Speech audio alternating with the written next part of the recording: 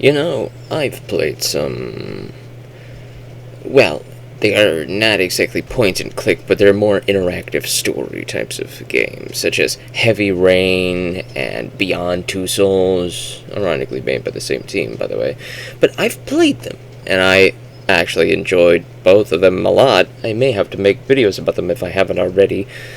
But today, we're going to be talking about another one that is very similar, which is The Wolf Among Us. This is a Telltale game made by Telltale Games, and it covers I believe it's a Warner Brothers property, Vertigo. What was it? Does it say Vertigo? Yep, Vertigo, Warner Brothers, 999910999, yeah, all sorts of good stuff. Based on fables by DC Comics and Vertigo. Yeah, there you go. So I haven't read that comic. I've already made that very, very clear that I'm not a comics person. I don't read comics. Pretty much the only comic that I own is a Masters of the Universe one that came from a Masters of the Universe toy that my brother picked up in the 1980s. That's the only one I've ever read. I don't read comics. It's just, they've never been available to me, and they just too much money for a tiny little book. No, thank you. I just never really put too much value on them, and I didn't really care to read them online or anything like that either. However, I do like the actual properties, like watching the TV shows, watching the movies, playing the video games. That's my experience to a lot of these comic book properties, is through that. And The Wolf Among Us is my first experience with the Fable comics. I may have to actually look those up, but I got a pretty good idea of what that story is based off what is going on in here. The Wolf Among Us is basically, well, there's a TV show called Grimm. I haven't watched that either, but I've seen trailers and I've seen a couple clips and all of that stuff, and that talks about very similar ideas. It's like pulling stories from fables and putting them in a modern day setting. And that's basically what this is. It's pulling a bunch of characters from a bunch of fables and putting them in a modern day setting. It's more of an adult story, a very adult story. You play as Sheriff Bigby, who is a werewolf now, but he used to be the big bad wolf, as in a full-on wolf that could talk and all of that stuff. But he was cut by a lycanthropic dagger, and he got turned into a werewolf. So he was able to take human form and can turn into partial werewolf, full werewolf, or full big bad wolf form. He's like Frieza with his various transformations. He's got a good healing factor. He's very hard to put down, but he now has the weakness to silver bullets. So there is that with all the werewolf stuff. And he has to deal with a case that has been going on, a series of killings that has uncovered pretty much a underground criminal ring of dodgy, crooked stuff. We open the story with Bigby having to deal with Toad, who is, well, let's talk about that. There's the Fable characters, who can look like humans and pass for humans, can just live in Fabletown as normal humans. But the ones that look like animals and monsters, such as Toad, they have to pay for what is called a glamour. A glamour is a witch's spell that can be cast upon this animal-looking creature to make them pass for human. It's pretty expensive, and most people can't afford that. And for the past few months, perhaps even the past few years, Fabletown has fallen on hard times. Mainly because of the dealings of the Crooked Man and embezzlement by Ichabod Crane, who is current acting mayor of Fabletown, embezzling money from the business office. And this money, these funds, tend to usually go towards these downtrodden Fable characters when they need help. And so with them having less money nowadays, because the Crooked Man has been embezzling money from them, they can't afford to help most of the impoverished people of Fabletown, and these impoverished people then go to the Crooked Man, who actually has all of the funds because he's stealing them from Fabletown's business office, and he's giving them the money that they need to get the things done, but he's doing it with very, very big strings attached that tend to have a bad ending for most of these characters. There's a lot of dark stuff going on in Fabletown, and Bigby ends up being one of the nicer guys in the end because of all this darkness going on. It's even sickening him, you know. Bigby was the big bad wolf. He ate things because he was hungry. It's not because he was a bad guy, it's because he was hungry. He eats, you know. And ironically, Colin, who is one of the three little pigs that Bigby, back in his big bad wolf days, was terrorizing, has ended up becoming his most staunch defender. And they hang out in his apartment and all that stuff. Colin is a pig, you know, and he escapes what they call the farm. The farm is where all the animal fables who cannot afford glamours have to go because they can't pass for human.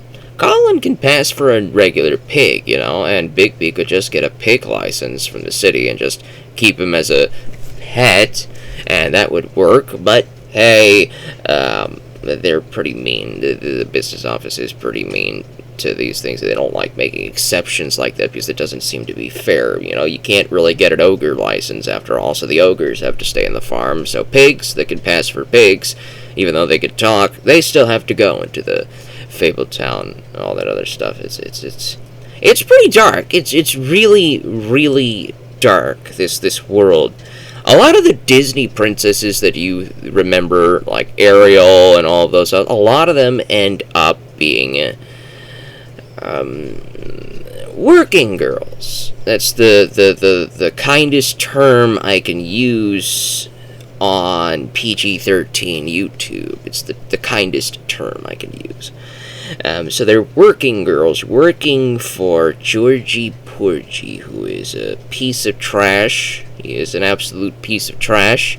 And his partner, who is Vivian, is just as much a piece of trash. She tries to convince herself she's not a piece of trash, but no, she's definitely a piece of trash because she has a curse around her neck called a ribbon. This ribbon forces her to be unable to speak of secrets that she was told not to speak about. And so she gives that ribbon to the other working girls at Georgie Porgy's establishment so that they can't talk about what they experience. And that's a curse. And she willingly does this. She willingly does this to people she claims are her friends. And that tends to piss me off. It pisses me off. It pisses me off. It pisses me off, right? And so when you remove the ribbon around Vivian's neck, or any of the other girls' necks, because she puts a ribbon around the other working girls' necks as part of the curse, if you remove the ribbon, your head falls off, basically. And it's a terrible thing. At the start of the story, Bigby finds a head at his doorstep, and it starts him along this long path of investigation looking for a serial killer, when really it was just one big tragic accident at this working girl establishment. And one of the working girls, Narissa, has basically orchestrated this big hunt that Bigby has gone on, so that she can get justice for all the terrible things that has been going on at this establishment that she has been roped into simply because she doesn't have enough money to survive otherwise. And that's just how the Crooked Man likes it, basically. He wants to embezzle all of the money from the business office that funds the rest of Fabletown so that the rest of Fabletown can't afford to live nice lives. So they have to go to the Crooked Man to get the money instead. And ironically, if there were no Crooked Man, the business office would have the funds that they need to provide for the downtrodden. So it's a very funny little thing, but it's a telltale game. You can make lots of choices. There are lots of your choices will determine how the story plays out. And you can do all sorts of things. I basically played the redemption arc for Big B here, and I made him be nice and show mercy to a lot of the characters who you could otherwise beat the absolute other ever-loving crap out of.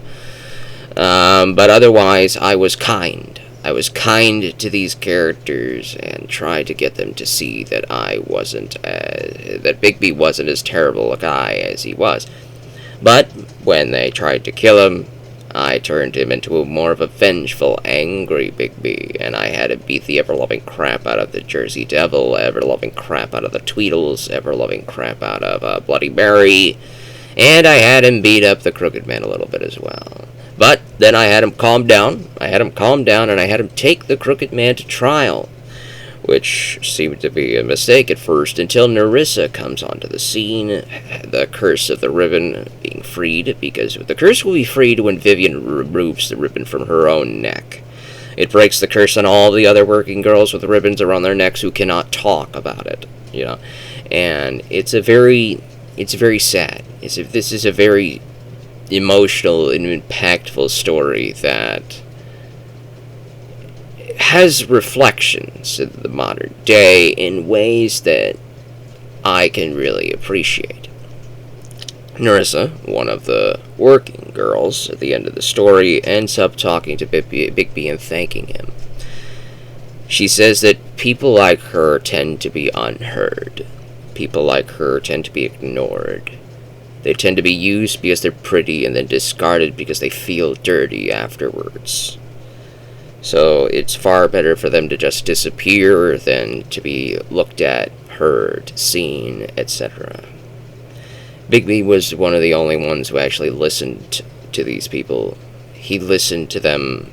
He paid attention to their problems. He cared. And through Big B, you, the player, cared. That's some very good storytelling. That is some very fantastic storytelling. The Wolf Among Us is probably my favorite of the three interactive movie games that I've played, which is Heavy Rain, Beyond Two Souls, and The Wolf Among Us. The Wolf Among Us is the best of the three that I've played. It is a fantastic story.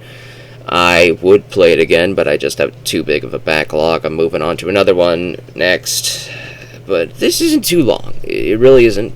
It's less than 10 hours.